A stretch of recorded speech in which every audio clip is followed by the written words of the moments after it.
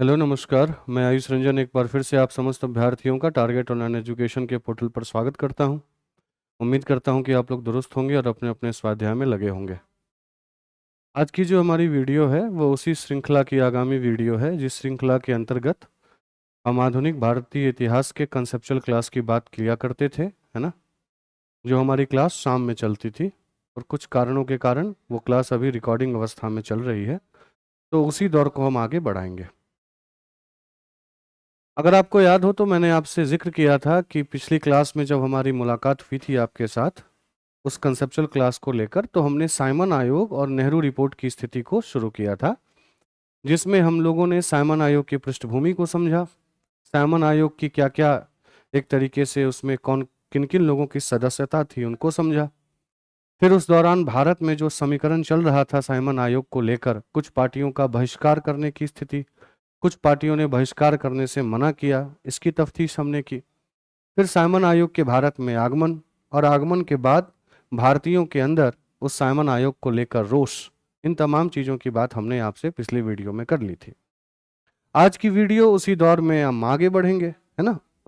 और कायदे से आज के क्लास में हम मुख्य रूप से एक चीज के ऊपर बात करेंगे, जिस चीज को हम कहते हैं नेहरू रिपोर्ट।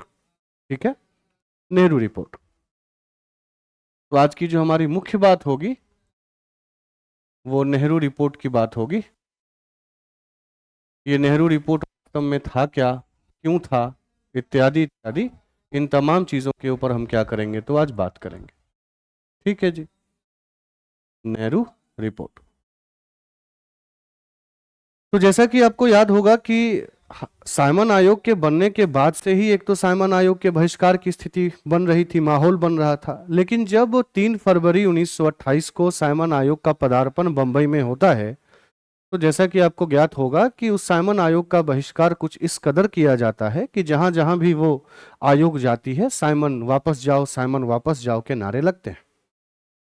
और अंतोगत्वा आप ये देखते हैं कि पूरे भारत में कुछ एक पार्टी को छोड़कर, जिसमें जस्टिस पार्टी, पंजाब की यूनियनिस्ट पार्टी और मोहम्मद शफीक वाली मुस्लिम लीग पार्टी थी, इन तीनों पार्टियों को छोड़कर लगभग भारत की समस्त पार्टियों ने अपने अपने दृष्टिकोण से इस साइमन आयोग का बहिष्कार किया।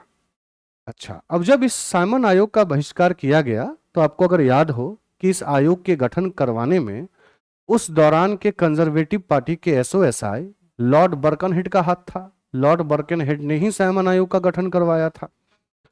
तो लॉर्ड बर्कनहेड को जब यह मालूम हुआ कि भारत में साइमन आयोग का बहिष्कार पुरजोर तरीके से चल रहा है और कायदे से आयोग अभी आया भी नहीं है, तभी बहिष्कार चल रहा है, ना आयोग की रिपोर्ट आई है, और इन सब चीजों के पहले ही साइमन आयोग का बहिष्कार चल रहा है, तो लॉर्ड बर्कनहेड इन चीजों को लेकर बहुत ज्यादा नाखुश हुआ।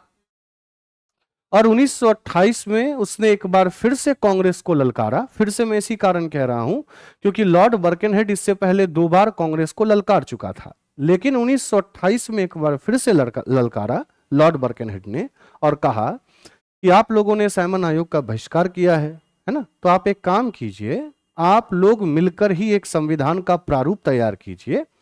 बट कंडीशन उसमें यह रख दी उसने कि आपका जो संविधान बनाया जाए, उस संविधान में जितने भी दल हैं, जितने भी पॉलिटिकल पार्टीज हैं, उन पॉलिटिकल पार्टीज की सर्वसम्मति हो। अब आप ऐसा कह सकते हैं कि लॉर्ड बर्कनहेड को पहले से मालूम था कि यह सर्वसम्मति की स्थिति तो बनेगी नहीं। इसकी स्थिति का जायजा तो हमने पिछले क्लास में ही ले लिया था। वो जिन्ना की, अगर आपको दिल्ली प्रस्ताव की मांगे दिमाग में हो, हिंदू महासभा का विरोध अगर आपके दिमाग में हो, तो बहरहाल उसने ये कहा कि आप एक ऐसे संवैधानिक प्रारूप बनाकर तैयार कीजिए जिसपे सर्व दलों की सम्मति हो। इस बार कांग्रेस ने लॉर्ड बर्कनहेड के इस चुनौती को स्वीकारा, और स्वीकारने के बाद यह तय किया गया कि जब सभी दलों की सहमति चाहिए तो पहले सभी दलों की एक बार बैठक बुला ली जाए। और 1928 के फरवरी के महीने में यह सर्वदलीय बैठक बुलाई जाती है दिल्ली में।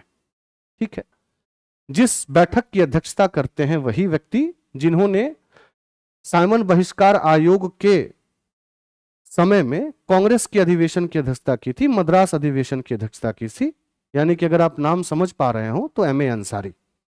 तो फरवरी 1928 में सर्वदलीय बैठक होती है। इस बैठक की अध्यक्षता एम ए अंसारी साहब करते हैं और फिर उसके बाद मई 1928 में यह सर्वदलीय बैठक फिर पुणे में आयोजित की जाती है।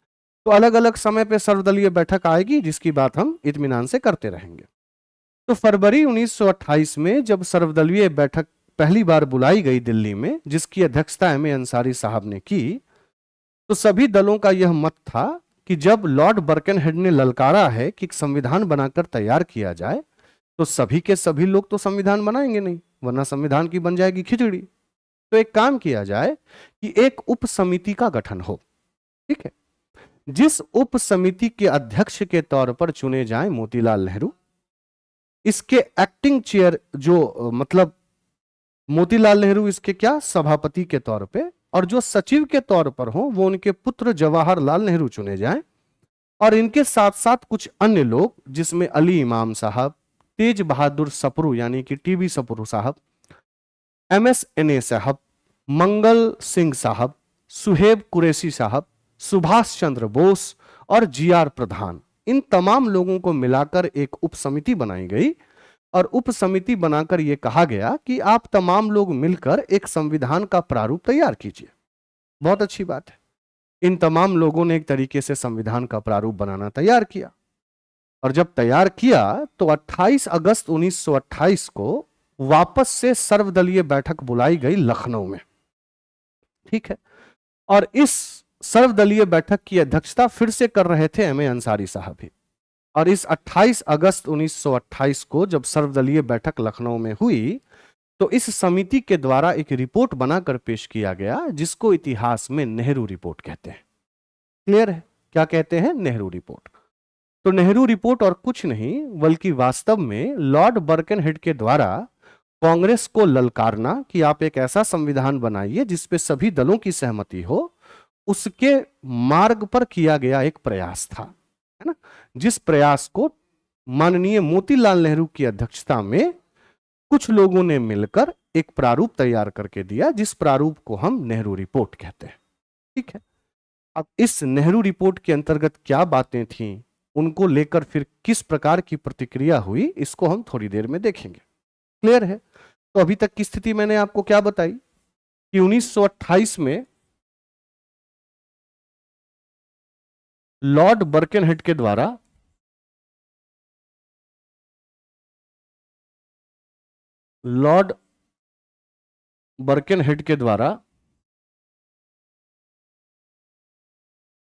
कांग्रेस को एक ऐसे संवैधानिक प्रारूप बनाने की चुनौती देना, एक ऐसे संवैधानिक प्रारूप बनाने की चुनौती देना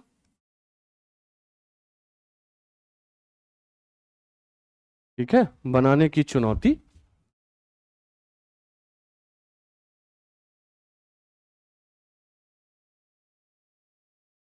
चैलेंज करना बकायदा, है ना, चुनौती जिस पर सभी दलों की सहमति हो, सभी दलों की क्या हो? सहमति हो। क्लियर है? यह चुनौती दी गई 1928 में। किसके द्वारा? लॉर्ड बर्कनहेड के द्वारा। क्यों दी गई? क्योंकि साइमन आयोग का क्या हो गया था? बहिष्कार। तो इसके बाद जैसा मैं आपको बता रहा हूं कि फरवरी 1928 में ही सर्वदलीय बैठक बुलाई गई। सर्वदलीय बैठक कहां पर? दिल्ली में। ठीक है जी। और इस बैठक की अध्यक्षता करने वाले व्यक्ति कौन थे? तो एम ए अंसारी साहब। अध्यक्षता किसको दी गई? M A Ansari.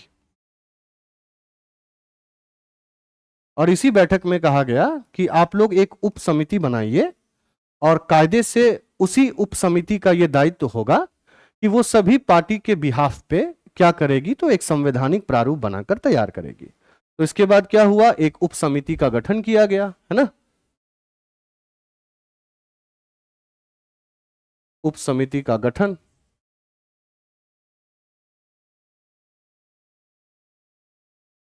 ठीक है, जिस उप समिति के गठन के अंतर्गत मैंने आपको बताया कि जो मोतीलाल नेहरू थे,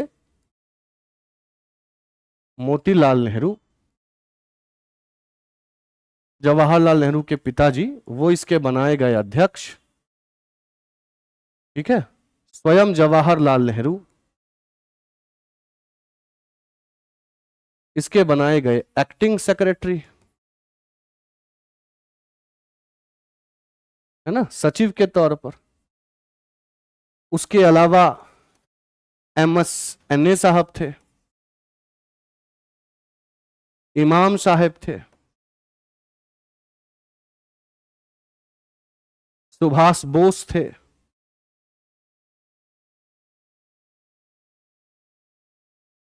ठीक है जी। उसके बाद फिर आप आगे चल के देखेंगे, है ना, TB सप्रू, है ना, TB सप्रू, अली इमाम, तेज बहादुर सप्रू, अली इमाम,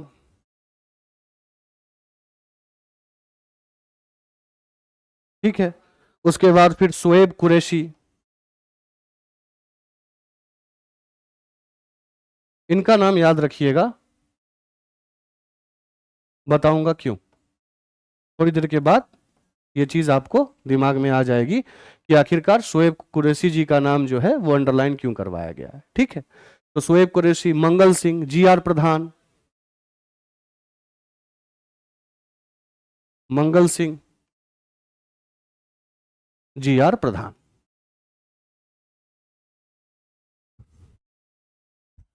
क्लियर है। तो इन तमाम लोगों की अध्यक्षता में, है ना, जिन लोगों का मैंने अभी यहाँ पे नाम लिखा, मोतीलाल नेहरू, है ना, अध्यक्ष हो गए, एक्टिंग सेक्रेटरी हो गए जवाहरलाल नेहरू, ठीक है, उनके साथ फिर अली इमाम, है ना, TB सप्रू यानी कि तेज बहादुर सप्रू, MSNA, मंगल सिंह, है ना, शोएब कुरैशी जिनका नाम बहुत इंपॉर्टेंट है, सुभाष चंद्र बोस और GR प्रधान, इन लोगों के एक तरीके से सदस्यता को मद्देनजर रखते हुए कांग्रेस की एक उप समिति बनाई गई, जिस समिति को यह कहा गया कि आप जो है वो सभी दलों के बिहाफ पर क्या कीजिए, तो एक तरीके से संवैधानिक प्रारूप को क्या कीजिए, तैयार कीजिए।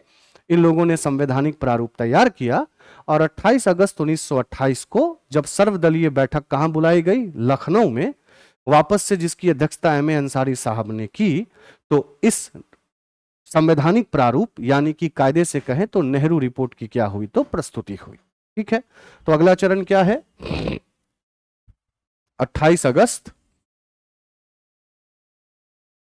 1928 सर्वदलीय सम्मेलन, सर्वदलीय सम्मेलन कहां पर, लखनऊ में, याद रखना है। ठीक है, अध्यक्षता किसके द्वारा, अध्यक्षता MA अंसारी जी के द्वारा, है ना, और नेहरू रिपोर्ट की पेशकश,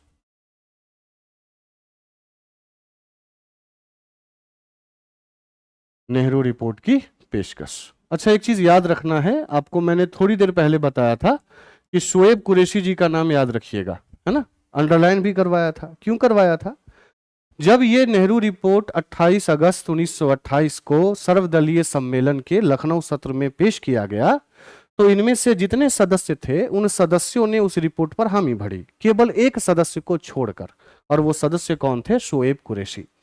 क्यों हामी नहीं भरी, ये आप तब समझ पाएंगे जब आप नेहरू रिपोर्ट के परामर्श को देखेंगे। ठीक है, तो नेहरू रिपोर्ट के परामर्श के ऊपर हम बात करेंगे थोड़ी ही देर में। आपको बस यहां पर अभी के लिए दिमाग में यह रखना है कि शोएब कुरैशी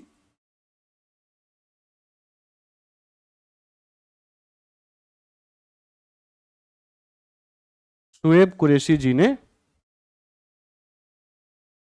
नेहरू रिपोर्ट पर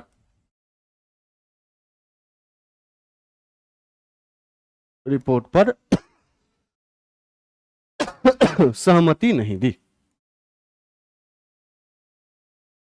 क्यों नहीं दी, अभी बात होगी। ठीक है, इतनी बात क्लियर हो गई। अच्छा, अब ध्यान से सुनना है, क्यों नहीं दी, इसकी जानकारी आपको तब मिल पाएगी जब आप नेहरू रिपोर्ट के परामर्श को देखें, और कायदे से जब आप नेहरू रिपोर्ट के परामर्श को देखेंगे तो आपको पुरानी क्लासेस मेरी याद आएगी। क्यों? क्योंकि मैंने आपको कहा था कि पुरानी क्लासेस में एक चीज याद रखिएगा कि उधर मोहम्मद अली जिन्ना के 4 मांग आपको याद होंगे कि विधायिका में 1/3 सीट मुसलमानों के लिए आरक्षित, पंजाब और बंगाल में, है ना, जनसंख्या के अनुपात में आरक्षण, और तीसरा क्या बोला था कि सिंध, बलूचिस्तान और उत्तर पश्चिम सीमांत क्षेत्र नाम के 3 मुस्लिम बहुल प्रांत बनेंगे, है ना, जिसके विरोध में हिंदू महासभा खड़ी हो गई थी। और मैंने उसी दौरान बताया था कि मोतीलाल नेहरू जी के समक्ष एक तरीके से बहुत बड़ी चुनौती होगी आगे चल के, तो वो चुनौती यहां पर देखने को स्पष्ट हो जाती है। जब नेहरू रिपोर्ट पेश किया जाता है तो उस दौरान जो प्रावधान रखा जाता है, उस प्रावधान में सबसे पहली बात यह की जाती है कि पृथक निर्वाचन को छोड़कर संयुक्त निर्वाचन लाया जाएगा और मुसलमानों को आरक्षण भी दिया जाएगा। पर गौरतलब है ये आरक्षण केवल उन्हीं प्रांतों में दिया जाएगा जहां मुसलमान अल्पसंख्यक हैं। क्या हैं? अल्प संख्या में हैं। यानी कि स्पष्ट तौर पर कह दिया गया नेहरू रिपोर्ट में कि मुस्लिम लीग को पंजाब और बंगाल जैसे क्षेत्र में आरक्षण नहीं मिलेगा, क्योंकि वहां पर वो बहुलता की स्थिति में है, वहां पर उनकी संख्या ज्यादा है। और आपको पता होगा कि माननीय जिन्ना साहब की क्या मांग थी कि इन दोनों प्रांतों में तो जनसंख्या के अनुपात में आरक्षण मिलने चाहिए, है ना। तो कुल मिलाकर नेहरू रिपोर्ट के पहले प्रावधान से ही जिन्ना खफा होंगे, आगे चल के पता चलेगा आपको। और इसी नाराजगी के कारण ये जो शोएब कुरैशी साहब हैं, इन्होंने भी नेहरू रिपोर्ट पर सहमति देने से मना कर दिया। क्लियर है? तो नेहरू रिपोर्ट की प्रवृत्ति को समझते हुए आप ये आकलन आराम से लगा सकते हैं कि शोएब कुरैशी जी के पास क्या मजबूरी रही होगी। ठीक है, तो एक बार नेहरू रिपोर्ट के परामर्शों को देख लेते हैं, फिर चीजें अपने आप क्या होंगी तो स्पष्ट हो जाए। नेहरू रिपोर्ट का परामर्श इंपॉर्टेंट इसी कारण भी है क्योंकि यह भारतीयों के द्वारा संविधान बनाने की पहली कोशिश है ना।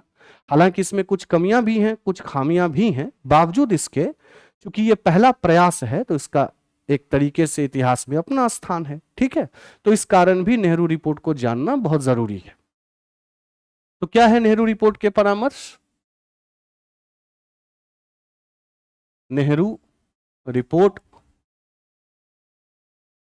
की अनुशंसा, है ना, recommendations of the Nehru report. ठीक है जी, क्या बोला? सबसे पहली बात ही क्या बोल दी इसमें कि पृथक निर्वाचन के जगह पर किसकी स्थिति आएगी? पृथक पृथक निर्वाचन के स्थान पर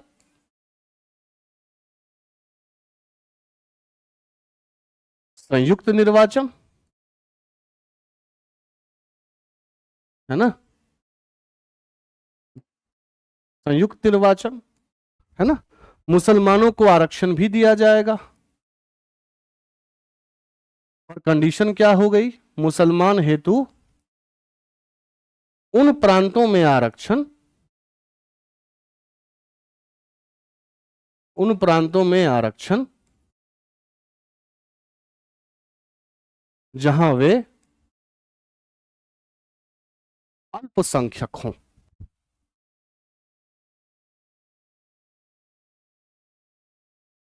ठीक है, माइनॉरिटी हो। और पंजाब और बंगाल में तो माइनॉरिटी ये थे नहीं, इसी कारण कायदे से पंजाब और बंगाल जैसे क्षेत्र में मुस्लिम लीग के आरक्षण के प्रस्ताव को ठुकरा दिया गया। आप ये कह सकते हैं मोतीलाल नेहरू जी के द्वारा दी गई जो ये रिपोर्ट है ना, ये अपने आप में दिलचस्प है क्योंकि एक तरफ पहले वाले प्रावधान को लेकर आप देखेंगे मुस्लिम लीग के लोग खफा हो जाएंगे, जिन्ना खफा हो जाएंगे।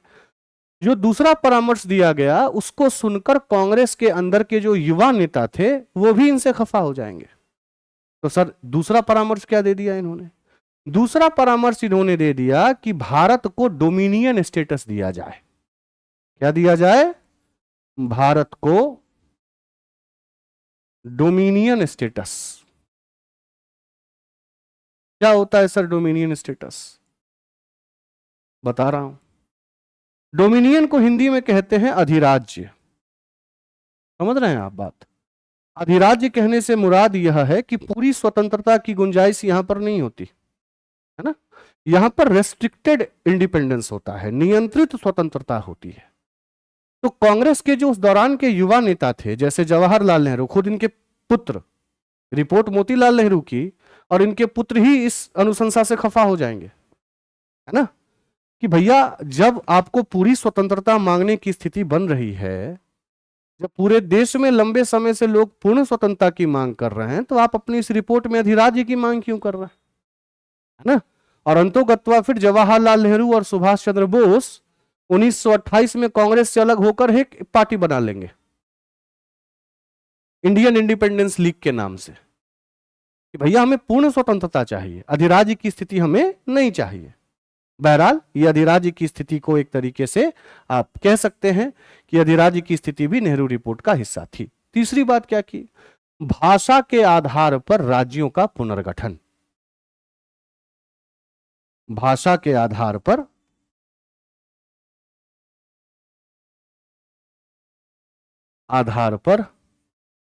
राज्यों का पुनर्गठन, ठीक है,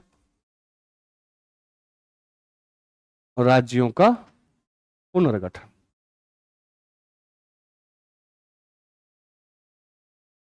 और ये वही मुद्दा है जो मुद्दा स्वतंत्रता के बाद भी हावी रहेगा।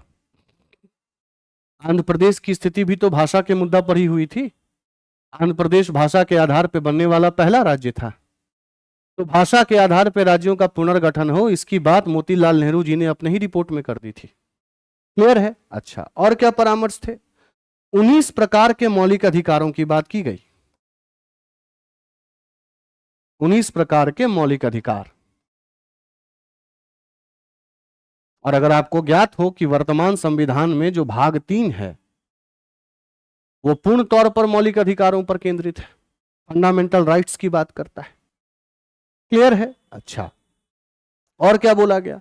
और यह बोला गया कि चाहे वो केंद्र हो या प्रांत हो, दोनों जगहों पर उत्तरदायी प्रशासन लाया जाए। ठीक है, तो अगले परामर्श के तौर पे क्या था, मैं अभी के लिए हट जा रहा हूं 1 मिनट के लिए कि आप स्नैपशॉट ले पाए। ठीक है, तो अगले परामर्श के तौर पे क्या था, केंद्र व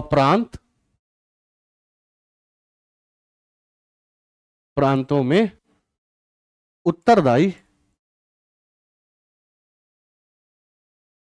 प्रशासन। ठीक है, और क्या बोला गया? और बोला गया कि जो आपकी केंद्रीय विधायिका है ना, केंद्रीय विधायिका, जैसे वर्तमान में आप इसको संसद समझ सकते हैं, संसद से आप इसका आकलन कर सकते हैं, विधायिका, इस केंद्रीय विधायिका के 2 सदन बनाए जाए, ठीक वैसे ही जैसे अभी वर्तमान में है ना, बस कुछ कुछ अंतर है। जैसे वर्तमान में पार्लियामेंट के कायदे से देखे जाएं तो सदन के स्तर पे 2 सदन है, 2 हाउसेज हैं, लोकसभा और राज्यसभा। तो एक को बोला गया हाउस ऑफ रिप्रेजेंटेटिव और दूसरे को बोला गया सीनेट, है ना। तो 2 सदन बने, कौन कौन? हाउस ऑफ रिप्रेजेंटेटिव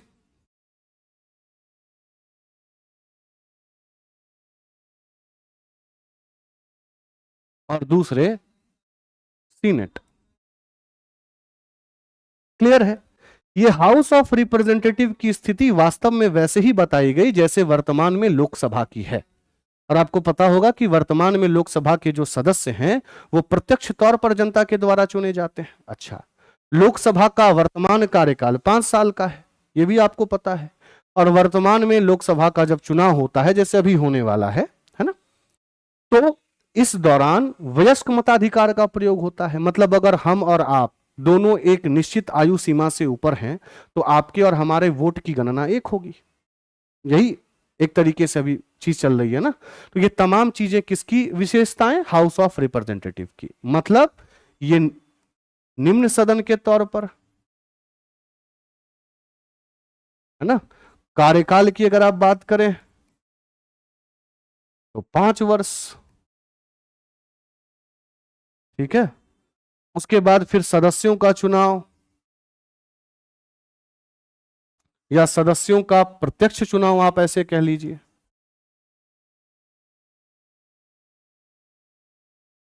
किस आधार पर? तो वयस्क मताधिकार के आधार पर।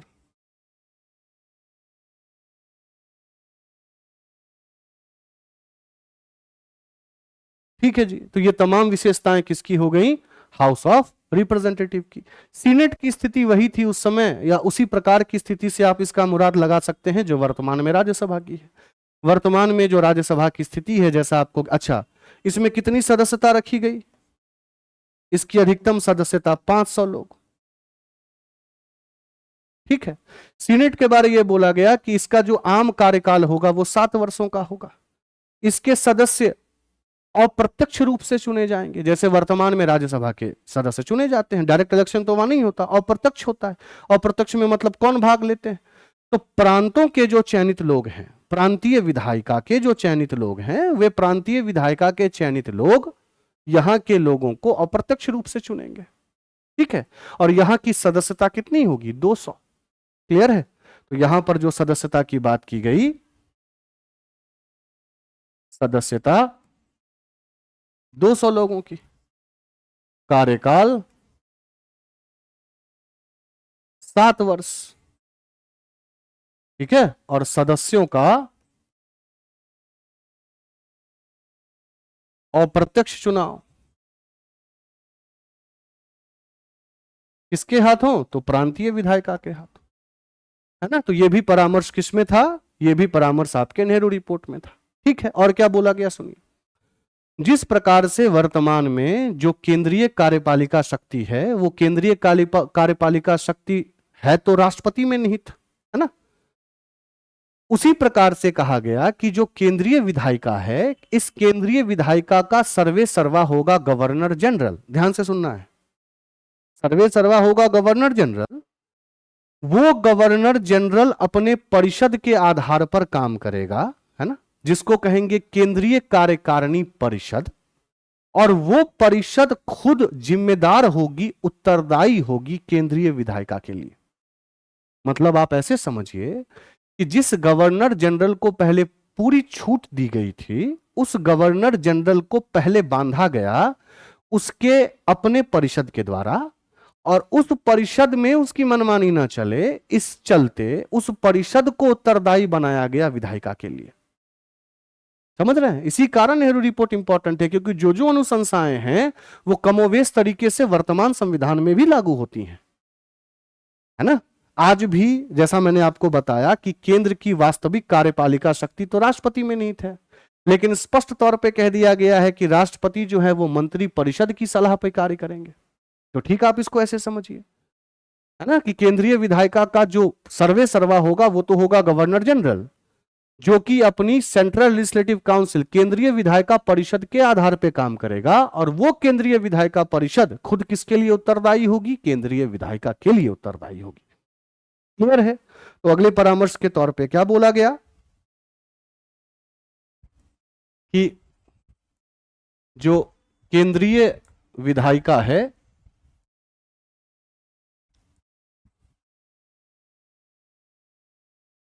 विधायिका, है ना, तो केंद्रीय विधायिका का एक तरीके से आप सर्वोच्च पद कह लीजिए, का सर्वोच्च अधिकारी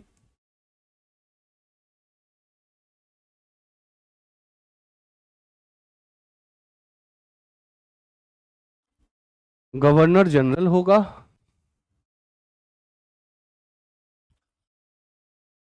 गवर्नर जनरल जो केंद्रीय कार्यकारिणी परिषद,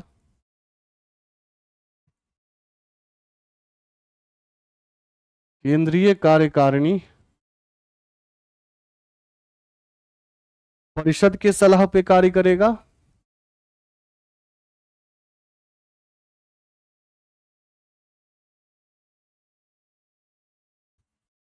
ठीक है।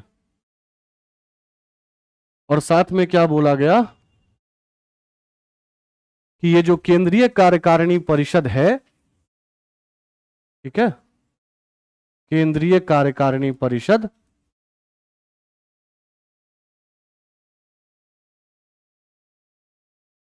परिषद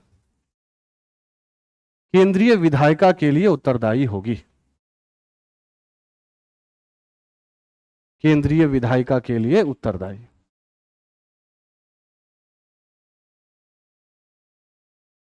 ठीक है जी, बहुत बढ़िया। चलिए, अगले प्रावधान के तौर पे क्या कहा गया। अगर आपको ज्ञात हो तो वर्तमान में भारत एक धर्मनिरपेक्ष देश है, पता होगा आपको। मतलब धर्म के मामलात को राज्य के मामलात से पृथक कर दिया गया, या आप दूसरे शब्दों में यह कह सकते हैं कि सभी धर्मों को समान संरक्षण दिया गया। तो ठीक उसी प्रकार की बात नेहरू रिपोर्ट में भी की गई। ठीक है, मतलब राज्य के मुद्दे को धर्म के मुद्दे से पृथक करने की अनुशंसा की गई। इसको आप शॉर्ट फॉर्म में कह सकते हैं धर्मनिरपेक्ष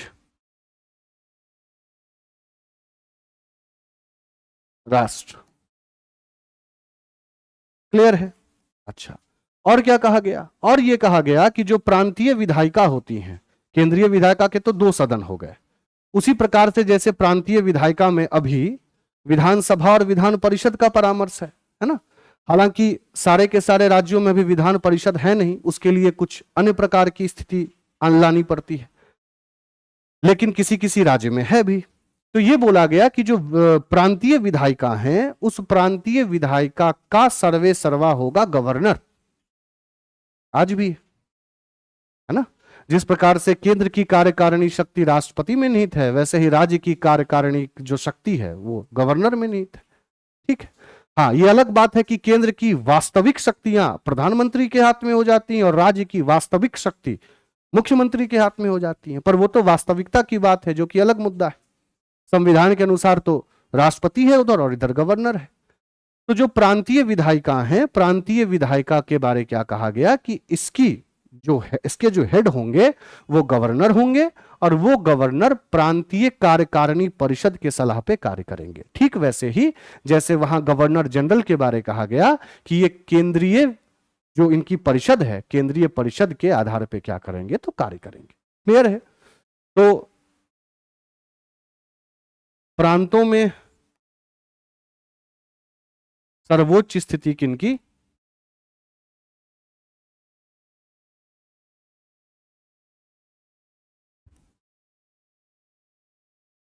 गवर्नर की।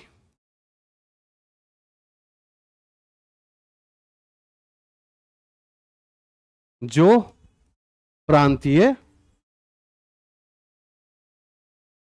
कार्यकारिणी परिषद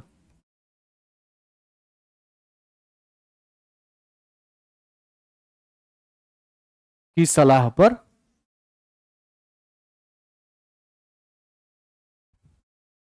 कार्य करेगा। क्लियर है। और ये जो प्रांतीय जो विधायिका होगी, है ना, प्रोविंशियल लेजिस्लेचर, उस प्रांतीय विधायिका की जो टेनियर होगा, कार्यकाल होगा, वो 5 वर्षों का होगा। ठीक है। तो प्रांतीय विधायिका का कार्यकाल कितना, 5 वर्ष। क्लियर है। ये तमाम चीजें किसमें दी जा रही हैं, तो नेहरू रिपोर्ट में। क्लियर है।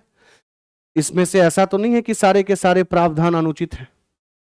बहुत सारे ऐसे प्रावधान हैं जो अभी भी वर्तमान में लागू हैं। इसी कारण मैंने क्या बोला कि नेहरू रिपोर्ट अपने आप में इतिहास में एक अहम स्थान इसी कारण रखता है क्योंकि ये भारतीयों के द्वारा संविधान बनाने की पहली कोशिश थी। हाँ, इसमें कुछ एक बिंदुओं पर असहमति पनपी, जिसका जिक्र मैंने ऊपर कर दिया, डोमिनियन स्टेटस, और उधर तो खैर पनपनी ही थी, जिसमें मुस्लिम को जो है वो बहुल्य क्षेत्रों में आरक्षण नहीं दिया गया, है ना। तो वो स्थिति तो एक तरीके से बननी ही थी। बावजूद इसके इसके तमाम प्रावधान ऐसे भी हैं जो वर्तमान के संविधान के अनुसार ही है। ठीक है। फिर आगे क्या कहा गया, आगे जैसे आपने आज देखा होगा कि वर्तमान में हमारे धर्म में, हमारे संविधान में धर्मों और संस्कृति, धर्म और संस्कृति के संरक्षण को लेकर अधिकार दिया गया है। कल्चरल एंड एजुकेशनल राइट, है ना।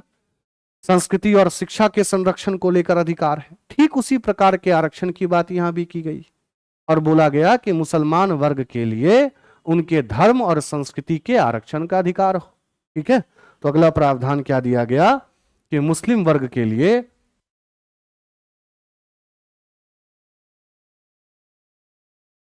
मुस्लिम वर्ग हेतु धार्मिक व सांस्कृतिक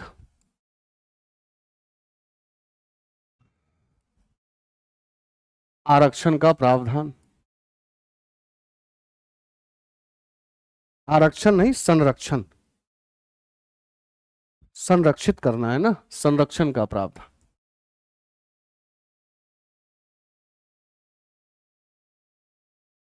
ठीक है जी। तो ये बातें भी कहां की गई? तो नेहरू रिपोर्ट में। ठीक है। तो धर्मनिरपेक्षता की बात है ना, केंद्रीय विधायिका के 2 सदन वगैरह वगैरह, इन सब की बात क्या की कर दी गई? तो एक तरीके से नहीं। और क्या बोला गया? और बोला गया कि जो अवशिष्ट शक्तियां होती हैं वो अवशिष्ट शक्तियां केंद्र में निहित हों। अब आप बोलेंगे कि सर ये अवशिष्ट शक्ति क्या है? तो आपको अगर पता हो कि वर्तमान संविधान की जो 7वीं अनुसूची है वो केंद्र और राज्यों के बीच में शक्ति के विभाजन का परामर्श देती है, जिस शक्ति के विभाजन का अनुसरण करते हुए वर्तमान में भारत में 3 सूचियां हैं: संघ सूची, राज्य सूची और समावर्ती सूची। ठीक है। संघ सूची के अपने मुद्दे हैं, राज्य सूची के अपने मुद्दे हैं, समावर्ती सूची के अपने मुद्दे हैं। अब मान लीजिए कि कोई ऐसा मुद्दा आ जाए जो मुद्दा इन सूचियों में लिखा हुआ ना हो। ऐसी तो संभावना है ना कि आगे चल के कुछ ऐसा मुद्दा आ जाए। जैसे फॉर एग्जांपल, बेस्ट एग्जांपल दे रहा हूं, आज से 10 साल पहले क्या भारत में आर्टिफिशियल इंटेलिजेंस नाम की कोई चीज की बात थी? लेकिन आर्टिफिशियल इंटेलिजेंस तो अभी जोर शोर पे चल रहा है पूरे विश्व में। अब भारत, तो ये जो विषय है वो विषय पहले से 7वीं अनुसूची में तो नहीं थी, पर अगर इस पे कानून बनाना होगा तो उसके लिए शक्ति चाहिए ना। तो उसी शक्ति को कहा गया अवशिष्ट शक्ति, यानी कि रेसिड्यूअरी पावर। और वर्तमान में यह अवशिष्ट शक्ति राज्य सरकारों के पास नहीं, केंद्र सरकार के पास है। ठीक वही बात यहां भी की गई। ठीक है। और क्या बोला गया कि अवशिष्ट शक्तियां कहां निहित हों? तो केंद्र में। क्लियर है? अवशिष्ट शक्ति, अवशिष्ट शक्ति केंद्र में निहित हो। ठीक है जी। अच्छा, और क्या बात की गई? और आपको याद होगा कि क्या बोला था जिन्ना जी ने अपने दिल्ली प्रस्ताव में कि सिंध, बलूचिस्तान और उत्तर पश्चिम सीमांत क्षेत्र को 3 अलग अलग प्रांत बनाइए मुस्लिम बहुल्य वाले। तो इस रिपोर्ट में यह कहा गया कि सिंध को आप बंबई से अलग कर दीजिए, क्योंकि सिंध पहले किसके अंतर्गत प्रशासित होता था? बंबई के अंतर्गत। तो सिंध को बंबई से क्या कीजिए? तो एक तरीके से पृथक कर दीजिए। दूसरी बात यह कही गई कि जिस प्रकार से आपने अलग अलग प्रांतों को प्रांत का दर्जा दिया है, ठीक उसी प्रकार से उत्तर पश्चिम सीमांत क्षेत्र को, जिसको एक मुस्लिम बहुल्य प्रांत बनाने की मांग जिन्ना जी कर रहे थे, उस प्रांत को भी आप समान अधिकार दीजिए जैसे आप दूसरे प्रांतों को देते हैं। ठीक है। और क्या बात की गई? और बोला गया कि सर्वोच्च न्यायालय की स्थापना का एक तरीके से परामर्श दिया गया, लोक सेवा आयोग के गठन का परामर्श दिया गया, है ना, प्रतिरक्षा परिषद की स्थापना का परामर्श दिया गया, डिफेंस काउंसिल। तो ये तमाम परामर्श किसमें और निहित हो गए? नेहरू रिपोर्ट में। क्लियर है? मतलब सिंध को बंबई से अलग करना,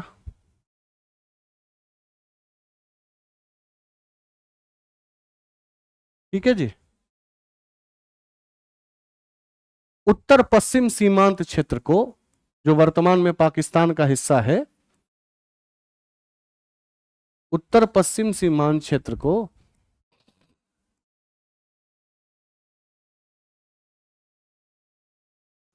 दूसरे प्रांतों के बराबर अधिकार।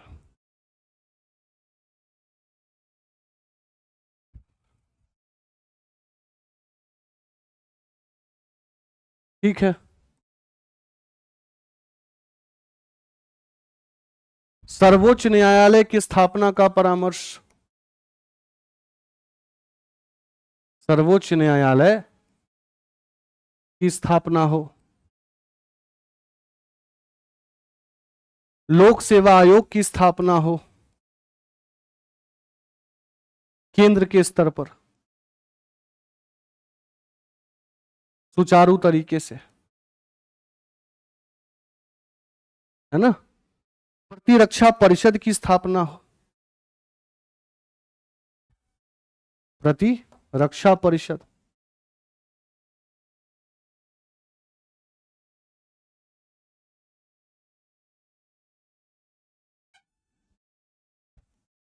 ठीक है जी। तो इन सब प्रकार की चीजों की मांग कहां की गई? तो नेहरू रिपोर्ट में। क्लियर है? अच्छा, अब जैसा मैंने आपको बताया था कि इस रिपोर्ट को जब सर्वदलीय सम्मेलन की बैठक कहां हुई? लखनऊ में, एम ए अंसारी जी की अध्यक्षता में। तो एक तरीके से इस रिपोर्ट को प्रस्तुत किया गया, और मैंने आपको पहले ही बता दिया कि उसके प्रस्तुति के साथ ही इधर मुस्लिम लीग का खेमा खफा हो गया, है ना? खफा क्यों हो गया? क्योंकि इन्होंने पहले ही क्या बात कर दी थी नेहरू रिपोर्ट में अपने, कि मुसलमानों को आरक्षण तो मिलेगा, पर केवल कहां मिलेगा? जहां वो अल्पसंख्यक है ना? जबकि जिन्ना की क्या मांग थी कि पंजाब और बंगाल जैसे मुस्लिम मुस्लिम बहुल्य क्षेत्रों में जनसंख्या के अनुपात में आरक्षण मिले। तो मुस्लिम लीग एक तरीके से नाखुश हो गई। मुस्लिम लीग क्या, जिन्ना नाखुश हो गया। और दूसरी बात क्या आपको मैंने बताई थी कि इसी रिपोर्ट के प्रस्तुति के बाद कांग्रेस के अंदर के खेमे के दो युवा नेता सुभाष चंद्र बोस और जवाहरलाल नेहरू भी खफा हो गए। वो किस बात से खफा हो गए? कि भारत को आप डोमिनियन स्टेटस की मांग क्यों कर रहे हैं? तो कुल मिलाकर सर्वसम्मति बैठेगी क्या? इस रिपोर्ट के प्रस्तुति के बाद दल के अंदर ही फूट शुरू हो गया। लेकिन बर्केनहेड ने क्या कहा था कि आप एक ऐसे संविधान को पेश कीजिए जिसपे सभी दलों का क्या हो, तो सहमति हो। तो अंतोगत्वा फिर दिसंबर 1928 में सभी दलों की बैठक फिर से बुलाई जाती है कलकत्ता में। ठीक है? और जब कलकत्ता में यह बैठक बुलाई जाती है, तो जिन्ना, जो कि फरवरी 1928 में इस रिपोर्ट के प्रकाशन के बाद नाखुश थे, वे कांग्रेस के आगे प्रस्ताव देते हैं, और प्रस्ताव देते हुए ये कहते हैं, देखिए आपके इस रिपोर्ट में आप बस 3 संशोधन कर लीजिए, और उस 3 संशोधन के बाद हम आपके साथ हो जाएंगे। मतलब हमारी सहमति इस रिपोर्ट पर हो जाएगी, हम मुहर लगा देंगे, साइन कर देंगे। कौन कौन सी 3 मांगे? वापस घुमाकर वही मांगे जो उन्होंने दिल्ली प्रस्ताव में रखा था। क्या? कि केंद्रीय विधायिका में 1/3 सीट मुसलमानों के लिए आरक्षण। क्लियर? दूसरी मांग क्या रखती? इन्होंने नेहरू रिपोर्ट में क्या बोला था? सबसे इंपॉर्टेंट चीज, कि जो अवशिष्ट शक्तियां हैं, वो अवशिष्ट शक्तियां कहां हो? केंद्र में। जिन्ना साहब ने बोला ऐसा है। दूसरा सुधार आप ये कीजिए कि अवशिष्ट शक्ति केंद्रों को ना देकर आप प्रांतों को दीजिए। ठीक? और तीसरी बात ये बोली कि आपने बोला है कि वयस्क मताधिकार होना चाहिए। ठीक है, तो जब तक ये वयस्क मताधिकार ना लागू हो जाए, तब तक आप पंजाब और बंगाल में मुसलमानों को उनके जनसंख्या के अनुपात में ही आरक्षण दीजिए। मतलब ये 3 संशोधन आप कर दीजिए नेहरू रिपोर्ट में, और मुस्लिम लीग आपका समर्थन करेगी, इसकी गारंटी मैं आपको देता हूं। क्या लगता है आपको कि जिन्ना जी के इन प्रस्तावों को माना गया होगा? एक तो पहले से हिंदू महासभा नाराज चल रही थी। हिंदू महासभा और जिन्ना के बीच के पचड़े में पड़ गए मोतीलाल नेहरू। उन्होंने दोनों के बीच का रास्ता इख्तियार करने की कोशिश की, लेकिन फिर से जिन्ना जी का वही कहना। तो अंतोगत्वा जिन्ना जी की इस मांग को माना नहीं गया, और जब जिन्ना जी की इस मांग को माना नहीं गया, तो जिन्ना जी उठ के चले गए वही मोहम्मद शफीक के पास और आगा खान के पास। बोला अब हमें समर्थन देना ही नहीं है ना? और जिन्ना जी ने मार्च 1929 में अपनी वो 3 मांगे जो अभी मैंने आपको बताई, उन 3 मांगों को और बाकी के अन्य मांगों को मिलाकर 14 सूत्री मांग रख दी। और यही 14 सूत्री मांग जिन्ना जी के द्वारा लंबे समय तक खींचा जाएगा, तब तक खींचा जाएगा जब तक कि पाकिस्तान बन नहीं जाता। क्लियर है? तो अगली स्थिति क्या हुई? दिसंबर 1928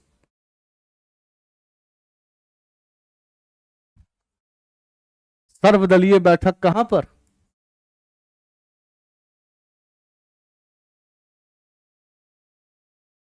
सर्वदलीय बैठक कहां पर? कलकत्ता में। क्योंकि सबकी सहमति लेनी थी और नाराजगी चल रही थी, है ना? इधर क्या किया जिन्ना जी ने? जिन्ना जी ने 3 संशोधन प्रस्तावित किए।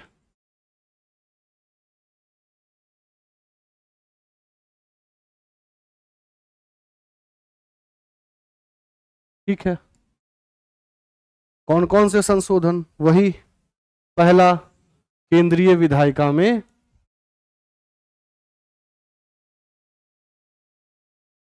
विधायिका में 1/3 आरक्षण।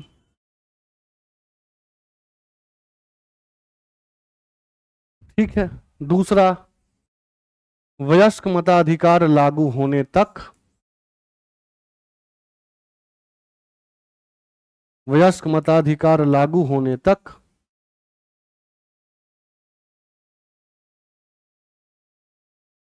पंजाब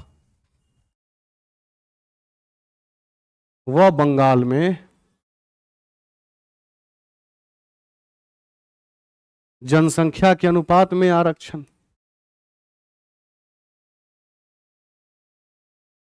ठीक है,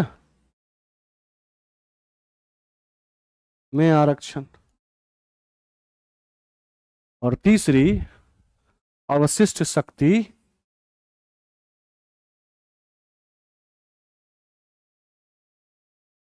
प्रांतों में निहित।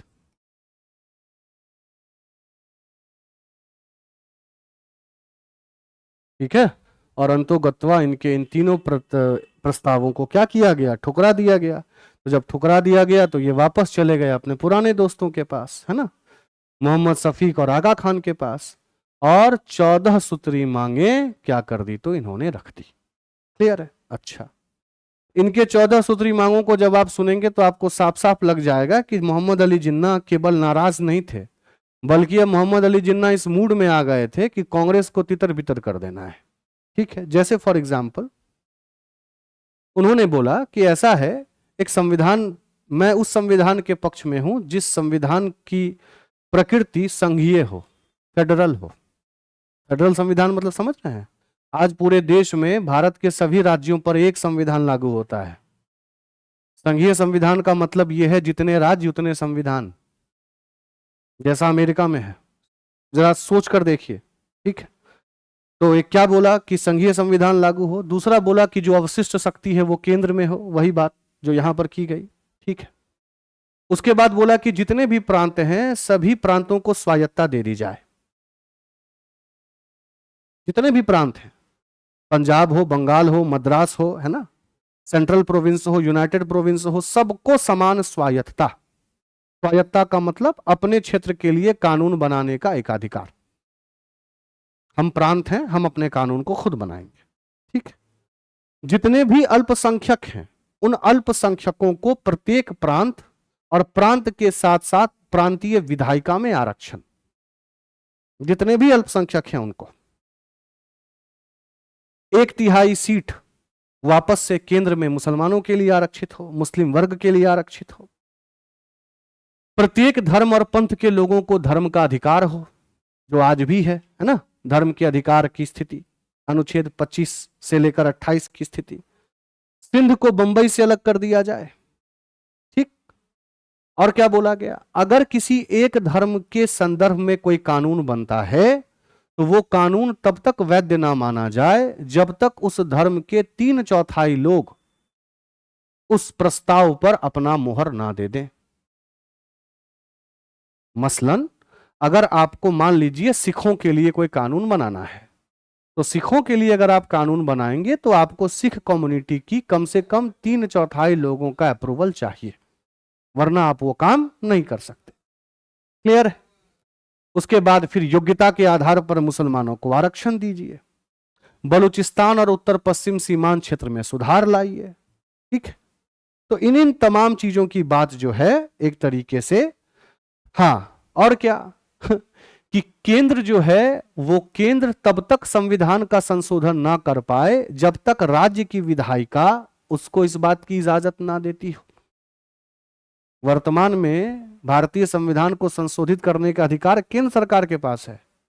ये क्या कह रहे हैं कि केंद्र सरकार संविधान संशोधन तब तक ना कर पाए जब तक प्रांतीय विधायिका उसकी अनुशंसा ना करे, अप्रूव ना करे। ठीक है, और यही मांगे इनकी 14 सूत्री मांग, मैंने बोला ना, लंबे समय तक, पाकिस्तान बनने तक चलती रहती है। क्लियर है। और उधर जैसा मैंने आपको बताया, ये तो हो गई जिन्ना की नाराजगी, और उधर जो हमारे सुभाष चंद्र बोस और जवाहरलाल नेहरू थे, इन्होंने ये तय किया कि हमें अधिराज्य अधिराज्य अधिराज्य नहीं चाहिए, हमें पूर्ण स्वतंत्रता चाहिए। और चूंकि पूर्ण स्वतंत्रता चाहिए, तो हम अब कांग्रेस से अलग होकर एक अलग पार्टी बनाएंगे, जिसका नाम देंगे इंडिपेंडेंस फॉर इंडिया लीग, है ना। और इसके पहले अध्यक्ष के तौर पे बनाए गए श्रीनिवास अयंगर। क्लियर है। तो अंतिम स्थिति क्या है? अंतिम स्थिति कुछ नहीं है ना। मार्च 1929,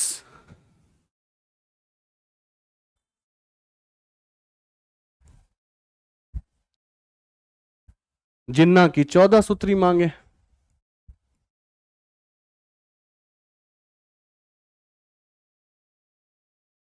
चौदह सूत्री मांग, है ना। क्या क्या है मांग इसमें? संघीय संविधान,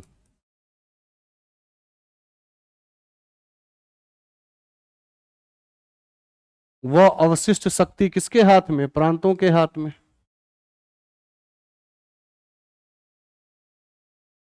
अवशिष्ट शक्ति बराबर हो गया प्रांत। सभी अल्पसंख्यकों को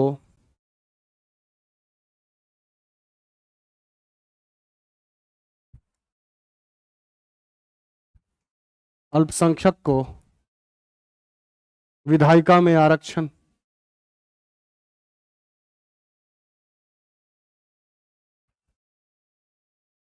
है ना।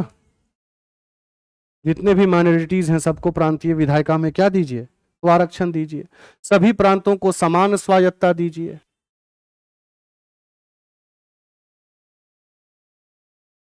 सभी प्रांतों को समान स्वायत्ता।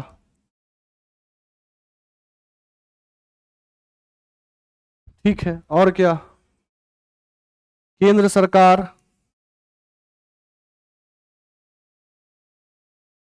संविधान संशोधन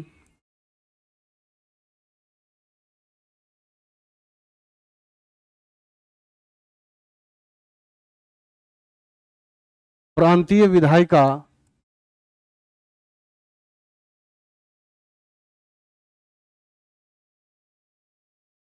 के अनुशंसा के उपरांत कर पाएगी।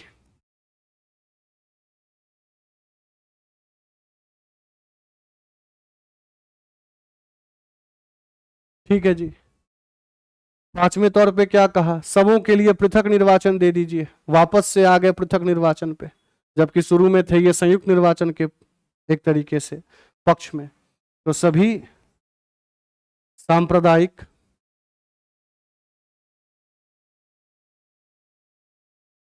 समूहों को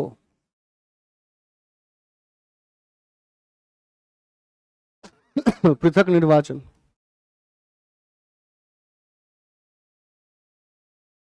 ठीक है। धार्मिक स्वतंत्रता का अधिकार,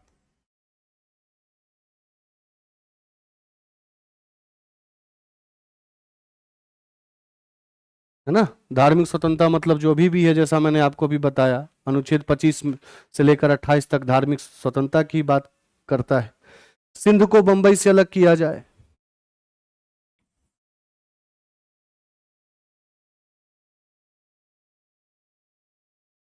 सिंध को बंबई से अलग,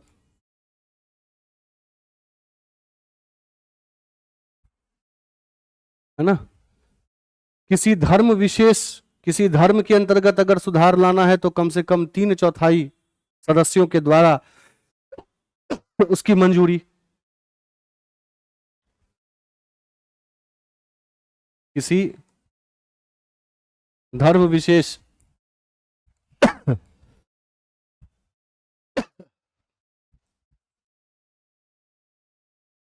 सुधार लाने हेतु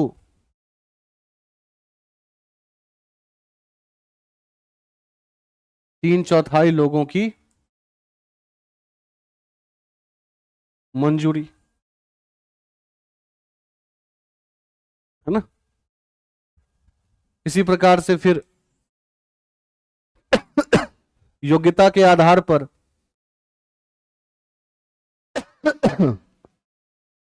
योग्यता के आधार पर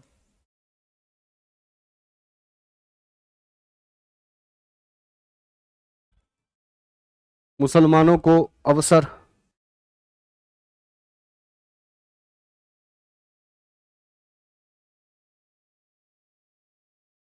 ठीक है ना।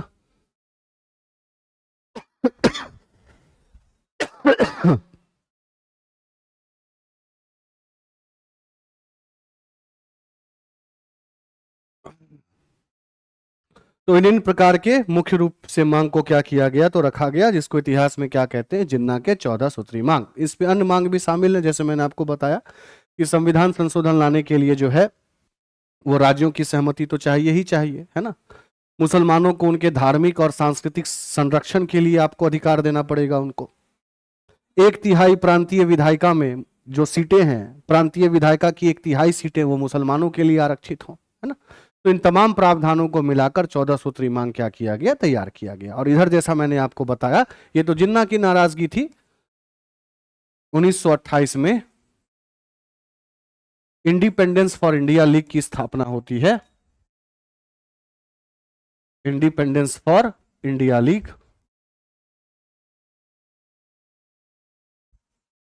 जिसमें जवाहरलाल नेहरू, सी बोस शामिल होते हैं, है ना। ये क्यों नाराज थे, वही अधिराज्य की मांग को लेकर। और इसके जो पहले अध्यक्ष बनाए जाते हैं, फर्स्ट प्रेसिडेंट, वो कौन थे, श्रीनिवास अयंगर। क्लियर है। तो इस प्रकार से ये नेहरू रिपोर्ट की स्थिति आपके समक्ष, 14 सूत्री मांग वगैरह की स्थिति आपके समक्ष क्या की गई तो रखी गई। ठीक है। अब इसके बाद क्या होगा, इसके बाद माहौल पूरा गर्म होगा, है ना। इसके बाद लाहौर अधिवेशन होगा, पूर्ण स्वराज की मांग की जाएगी। उधर गांधी जी लॉर्ड इरविन को 11 सूत्री मांगों की तरफ आकर्षित करने की कोशिश करेंगे, जो इरविन नहीं मानेगा। और अंतोगत्वा गांधी जी को मजबूर होकर सविनय अवज्ञा आंदोलन की शुरुआत करनी पड़ेगी। ठीक है। तो ये तो हो गई मुख्य धारा की राजनीति। अच्छा, दूसरी तरफ मैंने आपको बताया था कि जिस प्रकार से बंगाल विभाजन के बाद क्रांतिकारी विचारधारा की प्रथम चरण आई, उसी प्रकार से असहयोग आंदोलन के वापस लिए जाने के बाद क्रांतिकारी विचारधारा की द्वितीय चरण आई। इस चरण में अलग अलग क्षेत्रों में अलग अलग क्रांतिकारी सक्रिय हुए, उनके द्वारा अलग अलग घटनाएं की गई, है ना। चाहे वो लाहौर में सौंडर की हत्या की गई हो, चाहे फिर वो केंद्रीय विधायिका में बम फेंकने की स्थिति बनाई गई हो बटुकेश्वर दत्त और भगत सिंह के द्वारा, है ना।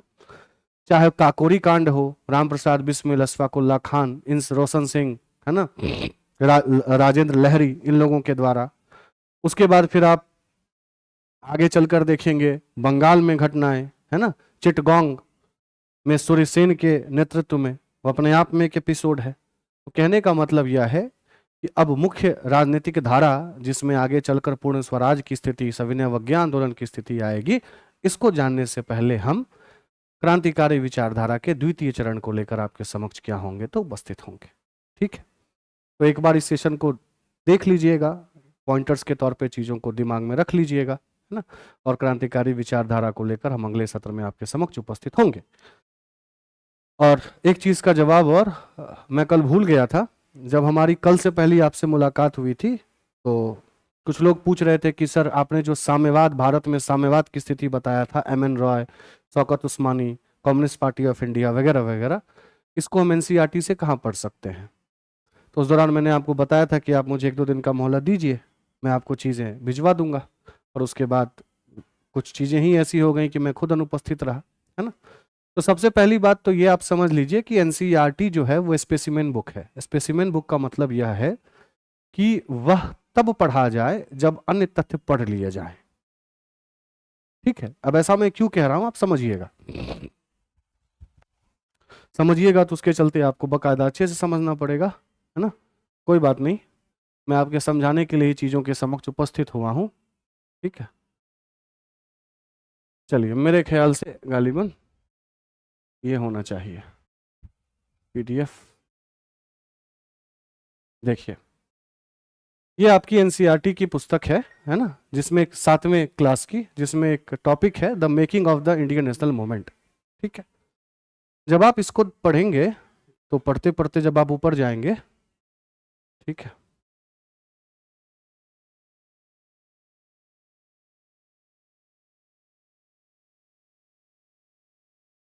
धीरे धीरे लोड हो रहा है, कोई बात नहीं।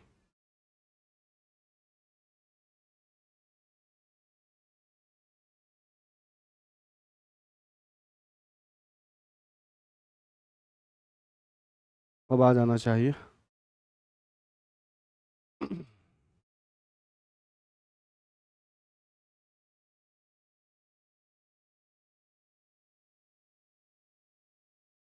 ये देखिए, अगर क्लियर हो चीजें तो यहाँ पे एक बार देख लीजिए।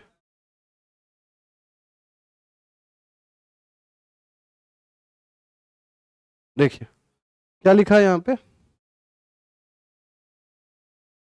Two important developments of mid 1920s were the formation of राष्ट्रीय स्वयंसेवक संघ आरएसएस, याद होगा आपको हेडगेवार की बात मैंने की थी, नागपुर की बात की थी, a Hindu organisation and Communist Party of India CPI. Clear है? अच्छा आगे क्या बोला, these parties have held very different ideas about the kind of country India should be. आगे क्या बोला, find out their ideas with the help of your teacher. मतलब इन चीजों से संबंधित जो जानकारियां हैं वो जानकारी आप अपने शिक्षक से ले लीजिए। हमने बस क्या किया, हमने बस एक पार्टी का जिक्र कर दिया जिस पार्टी का नाम था कम्युनिस्ट पार्टी ऑफ इंडिया। अब सवाल है कि शिक्षक यानी कि टीचर बताए तो कहाँ बताए, कहाँ से बताए। तो उसके चलते फिर दूसरे किताब की तफ्तीश हुई। ये तो पहला किताब था 7वें क्लास की, the making of Indian national movement. अच्छा, अब जब दूसरे क्लास की तफ्तीश की गई है ना, तो क्या पाया गया, पाया ये गया कि इससे समकक्ष स्थिति तो यहां मिलती है, जो कि 12वें क्लास की एनसीईआरटी की पॉलिटिकल साइंस की किताब है ना, 12वें क्लास की पॉलिटिकल साइंस जैसा आप देख पा रहे होंगे। ठीक है, इसमें जब आप आगे देखेंगे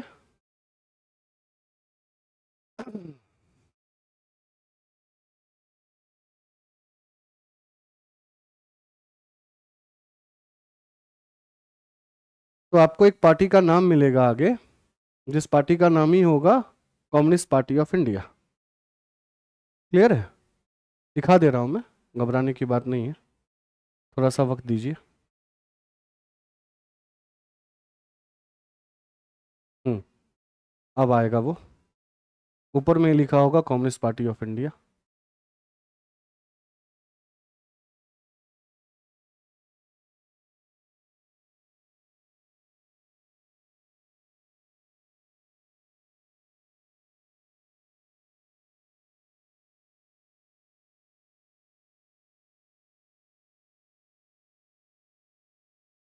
एरा ऑफ वन पार्टी, हाँ।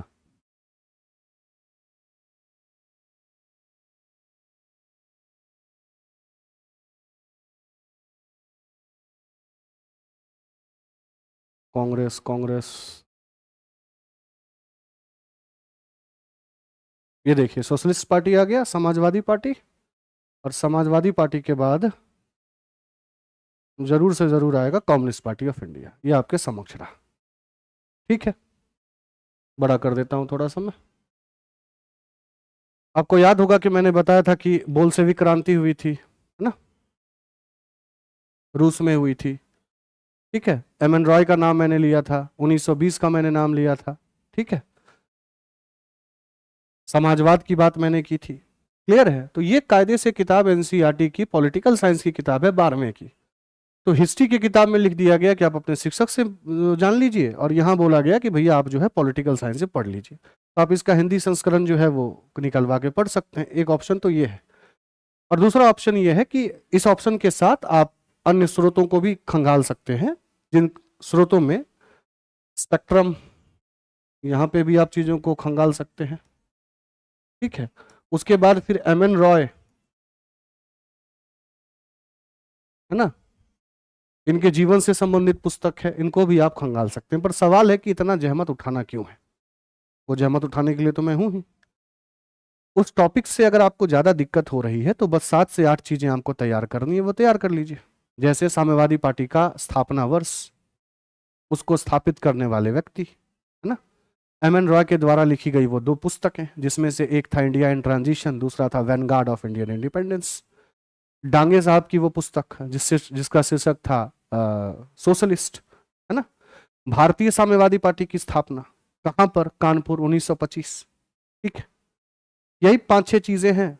कानपुर बोल्शेविक कांड कब हुआ, या कानपुर षड्यंत्र मुकदमा कब हुआ, और उधर मेरठ षड्यंत्र मुकदमा में जो 3 अंग्रेज गिरफ्तार हुए थे उनका नाम, है ना, फिलिप स्पाट, व्हिटसन और ब्रैडले। 8-9 चीजों को आप अगर दिमाग में पॉइंटर्स के तौर पे रख लेंगे तो वो टॉपिक आपका वैसे ही समाप्त हो जाएगा। वैसे अगर आपको पढ़ना है तो सोर्स मैंने आपको दोनों का बता दिया, एनसीईआरटी का भी और अन्य सोर्स। ठीक है, तो मैं तभी बात करना मुनासिब समझता हूं जब मेरे पास पुख्ता सबूत हो। ठीक है जी, बाद बाकी आपसे मुलाकात होगी अगले सत्र में, जैसा मैंने बताया क्रांतिकारी विचारधारा के 2य चरण को लेकर। तब तक पढ़ते रहिए, रिवाइज करते रहिए। बहुत बहुत धन्यवाद।